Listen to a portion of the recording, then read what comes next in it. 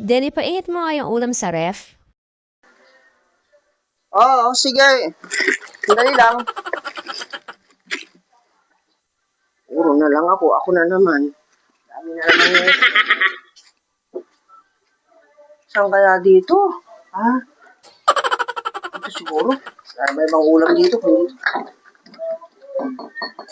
papainit lang eh. Di ba magawa-gawa naman? Tama. Ganda naman ang panahon. Mainit. Papainit lang, hindi pa magawa. Oh, no! Eh, 5 minutes later. Oh, Del, ba't may ulam dun sa labas? oh, sabi mo kasi, papainit. Oh, hindi mainit. Ang ganda pa naman ng araw. Sandali lang yan. Hala, putik ka talaga.